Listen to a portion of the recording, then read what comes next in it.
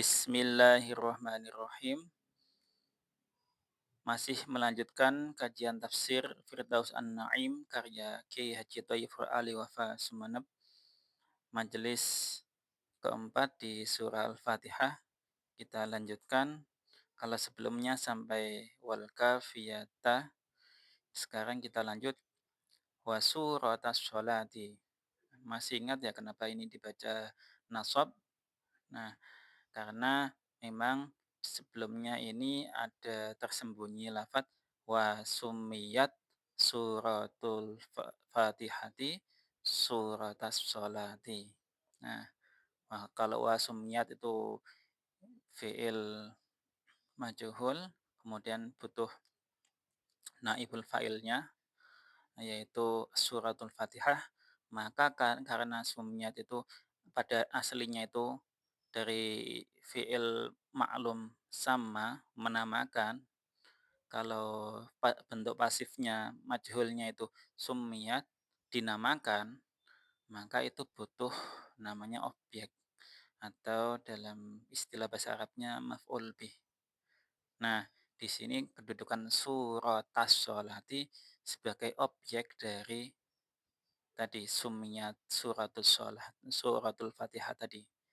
Jadi wa sumiyat, sumiyat menjadi fi'il majhulnya, suratul fatihati menjadi naibul fa'ilnya, kemudian suratas sholati menjadi objek atau dikatakan maf'ul bihnya. Kalau istilah istilah yang terkenalnya maf'ul bih.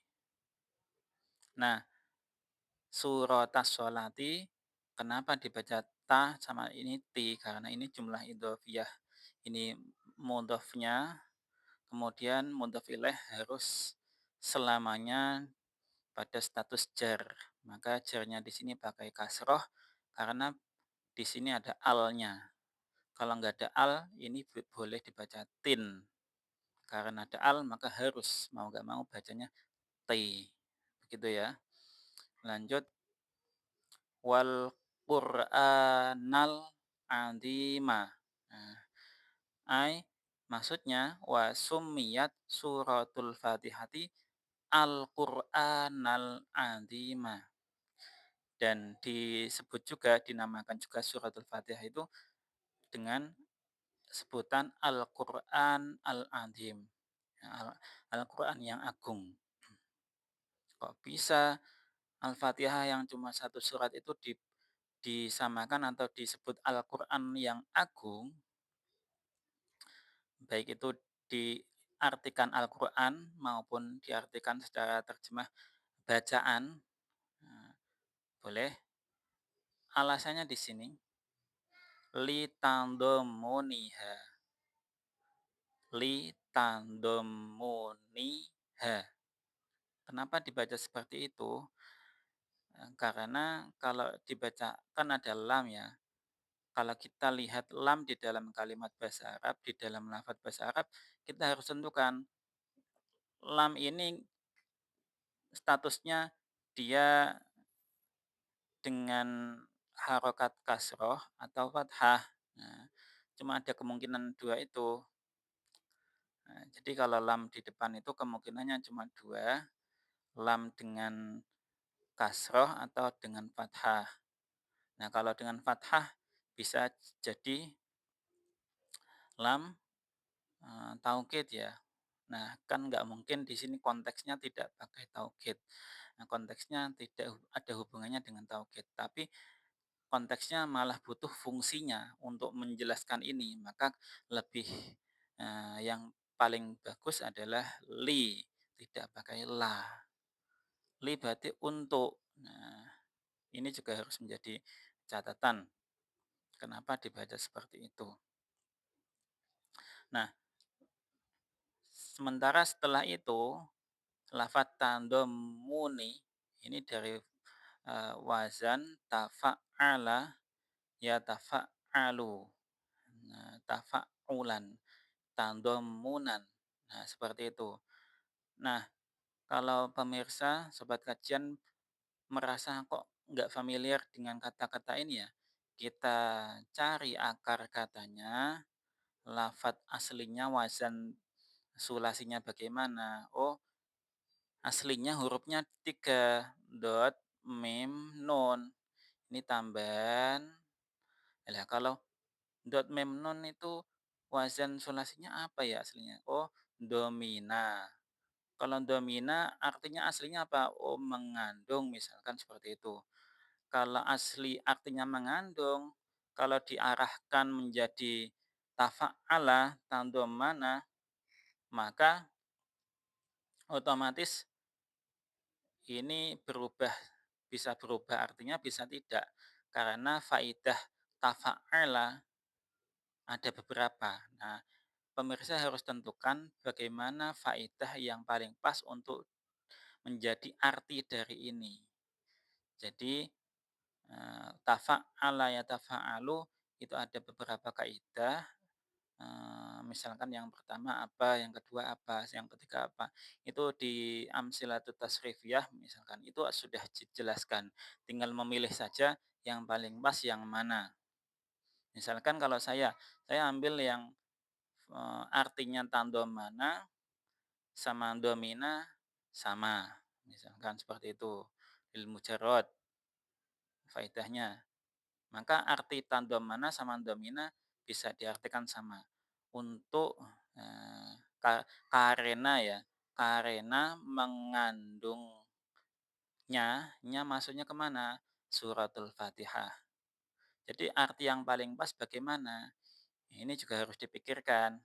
Litandomuniha, karena kandungan surat Fatihah. Nah, seperti itu ya. Mungkin yang paling pas untuk penerjemahnya seperti itu. Karena surat Fatihah mengandung, kalau seperti itu kan kayak aktif ya kalimatnya, padahal ini isim. Maka lebih bagus karena kandungan surat Al-Fatihah,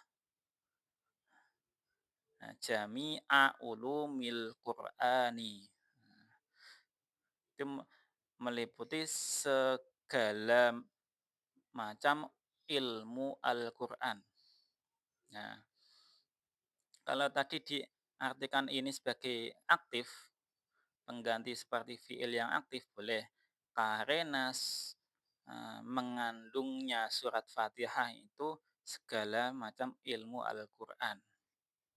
Untuk penerjemahan model lain lagi, karena surat Fatihah mengandung segala atau semua ulumul Quran. Nah, seperti itu ya.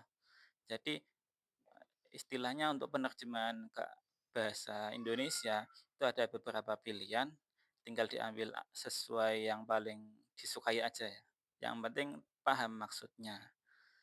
Karena memang ada beberapa kaidah dalam bahasa Arab yang mungkin beda dengan bahasa Indonesia. Seperti ini ya, tanto muniha ini kayaknya ini isim, tapi boleh berlaku kaidah atau cara tentang fiil seperti tadi, karena memang nyatanya ini masih dibaca jami'ah yang statusnya di sini adalah objek atau maf'ul bih.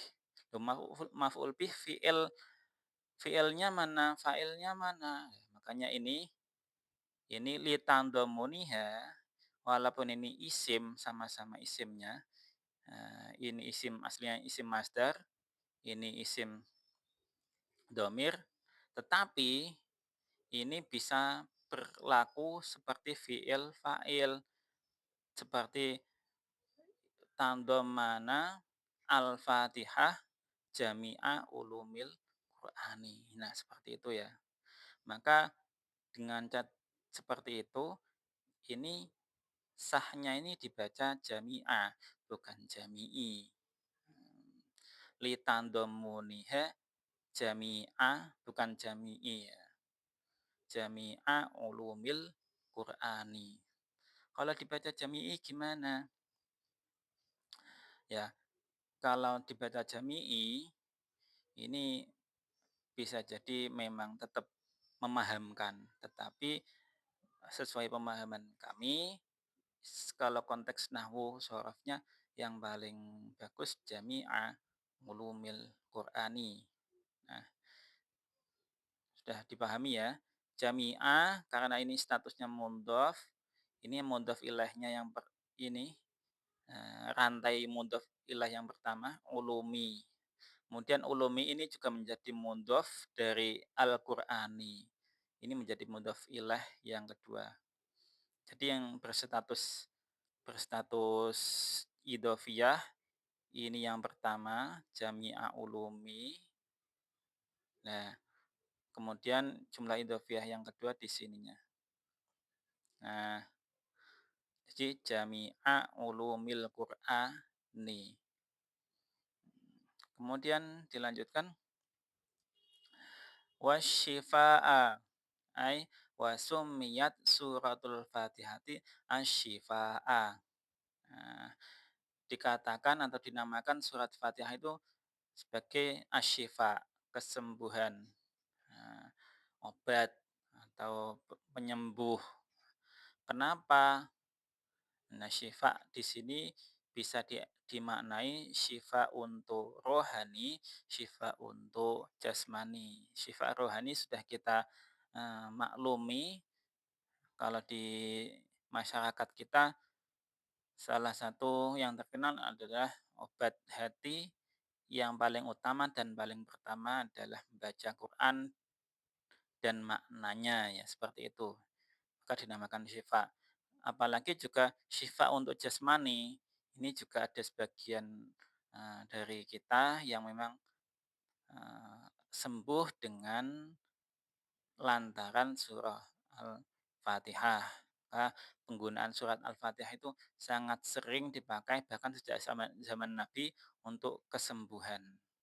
Kesembuhan dari penyakit jasmani. Jadi rohani bisa, jasmani bisa.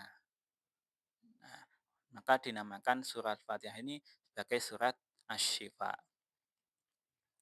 Nah, lanjutnya waruqyata ay wa summiyat suratul Fatihati ar-ruqyata.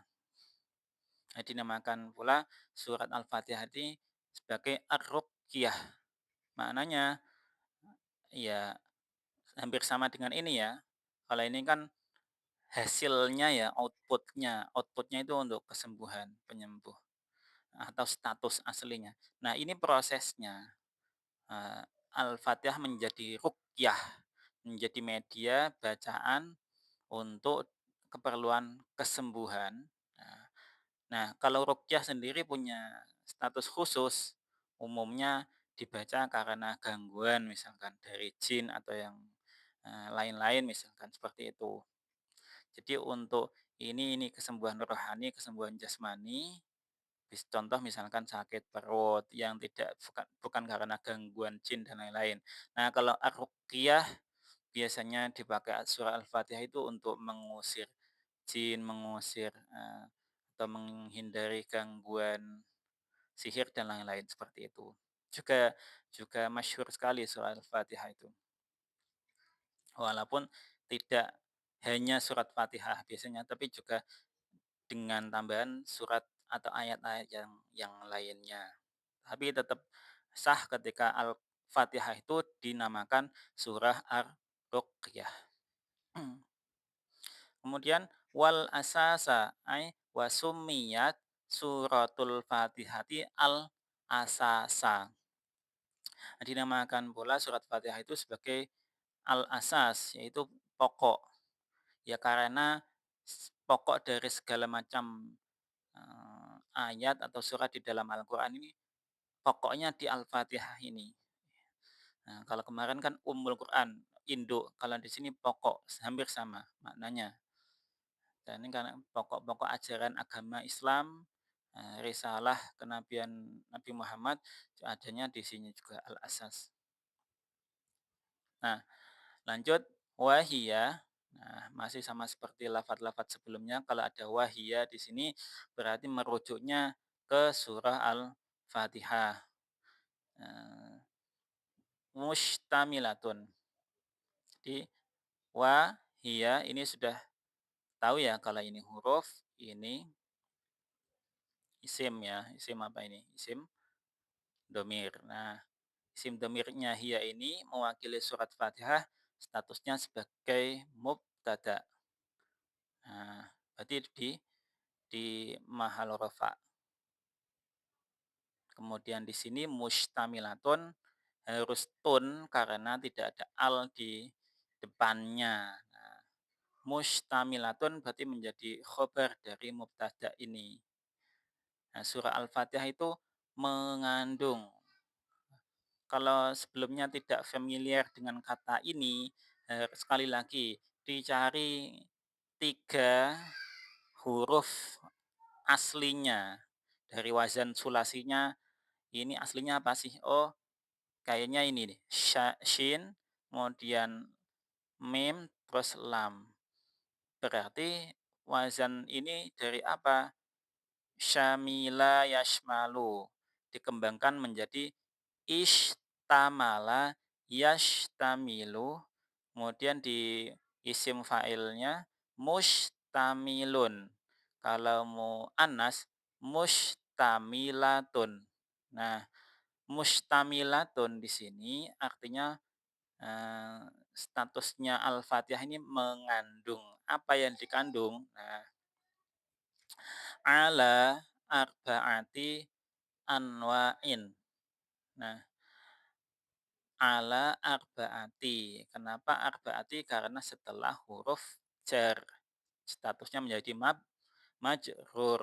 Kenapa tidak tin? Karena kalau cuma arba'atin enggak cukup menjelaskan. Maksudnya 4 apa? Maka kemungkinan besar ada terusannya di sini. Nah, benar kan?